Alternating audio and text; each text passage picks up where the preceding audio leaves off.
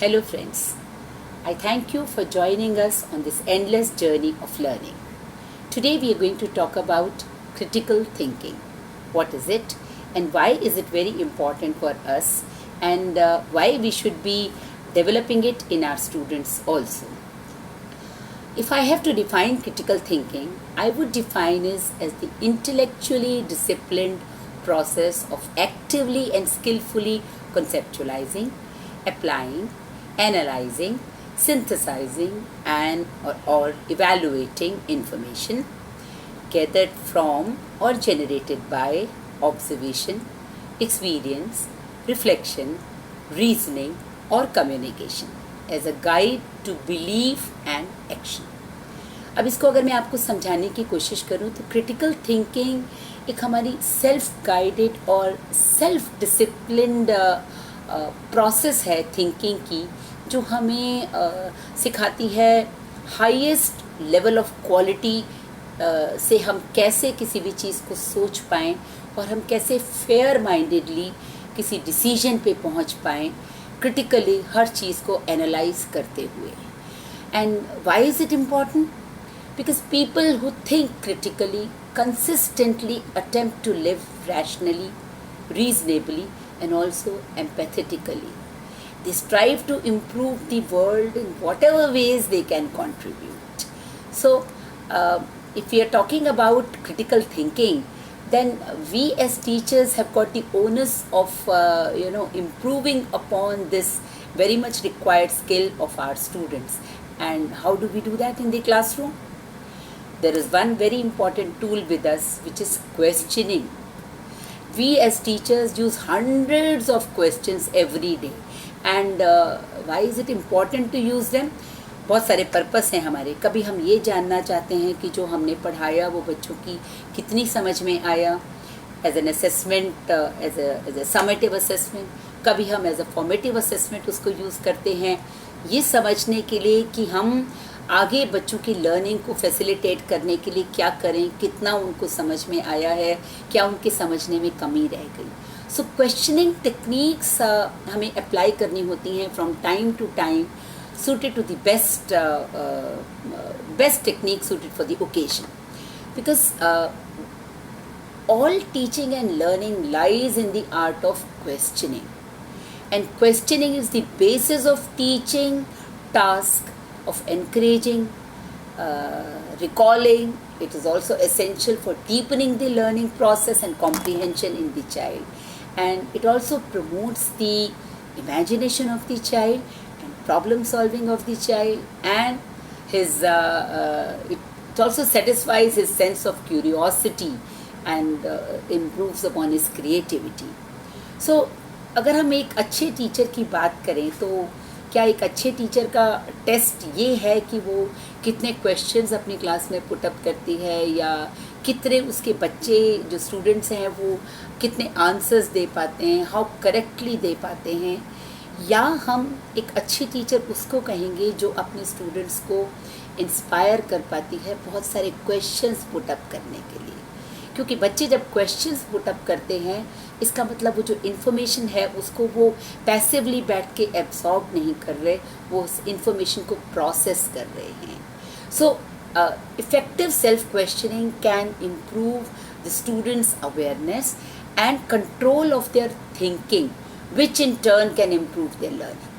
So it can improve also the long-term retention of the concept, and the skills are also gradually developed, and the ability of the student to apply the knowledge and transfer the knowledge into skill, that also happens alongside. Now questions जो हैं वो learning के साथ इतने integrally जुड़े हुए हैं कि हमें कोई लर्निंग, हमें ऐसा लगता ही नहीं कि क्वेश्चंस के बिना कोई भी लर्निंग कंप्लीट है, और उस लर्निंग का एंड रिज़ल्ट नॉलेज गेन में होगा या नहीं होगा, ये हम जस्टिफाई नहीं कर सकते, ये हम चेक नहीं कर सकते अगर हम क्वेश्चंस की मदद ना लें. जब एक बच्चा क्वेश्चंस पुट अप करता है तो ये हमें क्लियरली एज अ टीचर समझ आ जाता है कि बच्चा उस interested in knowing more than the subject. The child is wanting to understand it deeply what the teacher is wanting to teach the child. और जब वो इन सब को कर रहा होता है तो उसकी logical thinking and complex decision making and complex thinking की कैपेबिलिटीज़ डेवलप हो सकती हैं, जैसे मैंने पहले आपको कहा. तो अगर हम क्वेश्चंस की बात करें तो कुछ क्वेश्चंस तो ऐसे होते हैं जिनको हम लोअर लेवल क्वेश्चंस कह सकते हैं, जिनमें वो वाले क्वेश्चंस होते हैं जिनमें one just requires to recall that information that has already been registered in the memory. And जो लोअर लेवल क्वेश्चंस होते हैं वो मोस्टली क्लोज्ड एंडेड क्वेश्चंस हो सकते हैं विच may have a single answer. But when we talk about higher level questions, they encompass the questions which require one to process the information rather than simply recalling the information, and also to apply the information, to analyze the information, to evaluate information. That's all about Bloom's taxonomy going higher up in the Bloom. So this happens when we ask open-ended questions to the children. हम एक 2 question rule life में भी बहुत बारी लगाना पड़ता है हमें. जैसे फॉर एग्जांपल हम किसी से पूछते हैं हाउ आर यू, उसका जवाब आता है फाइन, बट हम तो डीपली जानना चाहते हैं कि क्या दिक्कत है, ये थोड़ा ठीक नहीं लग रहा है. What do we do next? We ask another clarifying question जिसको हम कहते हैं नो. फिर हम उससे पूछेंगे no I mean how are you feeling, really feeling today. And then this second question demands a higher level of cognitive and emotional processing than the first question, and which can be answered very automatically or in a safe way depending on the choice of the person who is answering that question. So the second question requires the person to to think about what they are really feeling and to decide whether they want to really tell you about it or not tell you about it. It gives them the time to reflect upon that. So we often do ask such questions from our students also in order to help them grow their potential. One thing also very very sure, that questions breed more questions. Regardless of who is asking the question, be it student or be it the student, the birth of one question always lead to the appearance of another. And sometimes these questions might lead us right into what we want to teach, we want to plan to teach, or maybe at other times it may lead our students to acquire some information which they never knew before. So questions that way will help children to learn. Now when we talk about questions, if you are asking questions which are on the basis on the recall, which are based on recall, maybe who did this, or where did this event happen, or say when did it happen, then it doesn't require anything beyond than simple recollection of the fact. But if we want to probe a little further and we want the child to dig a little deeper into the content, we would ask him what questions. What happens when? This is again based knowledge and the comprehension that he's saying. But if we want to further go up the Bloom, we would ask him questions which require why, because that is when he's trying to find out why did some phenomena occur, or maybe the reasons about certain things happening naturally as well. Without asking the why question, science would not have been able to make new discoveries. And it gives us the chance for the child to question himself as well. For example, if we ask the child which is the highest mountain range, or where is it located, what is its height, he just have to go through that information that is already stored, recall it and put it back. But and he knows Himalaya means a place जहाँ already him मतलब बर्फ है. But अगर हम उसको यही question इस तरह से put up करते हैं, why is it always covered with snow? And why the other places are not always covered with snow? Then he goes deeper into it. Or if we put him a question, what if it would not have been so?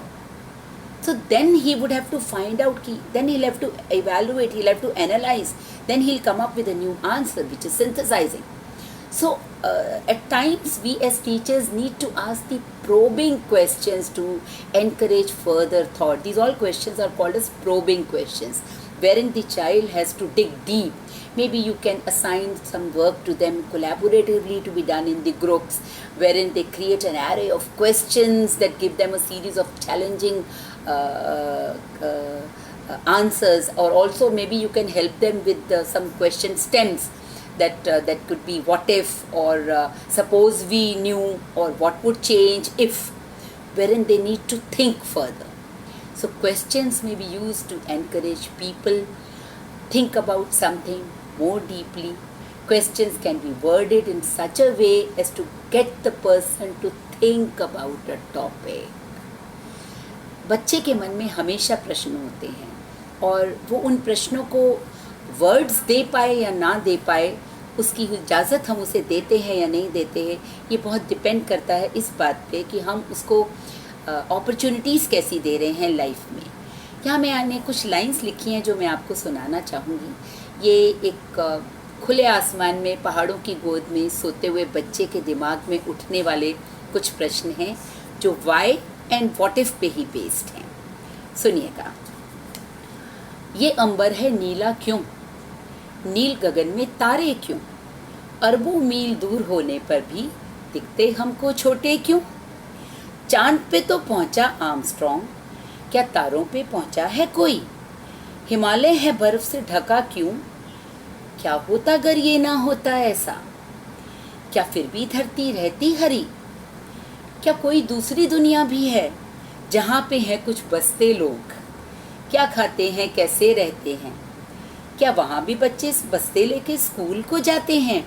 और school से फिर बच्चे को याद आया corona, और फिर उसने कहा क्या वहाँ भी कोरोना पहुँचा होगा, ओहो क्या होता अगर ये लैपटॉप और मोबाइल ना होता, दोस्तों की शक्ल देखने को भी तरसते लोग। So happy teaching and never ending questions are the only way of creating a learning attitude in our children. Bye bye. See you next week.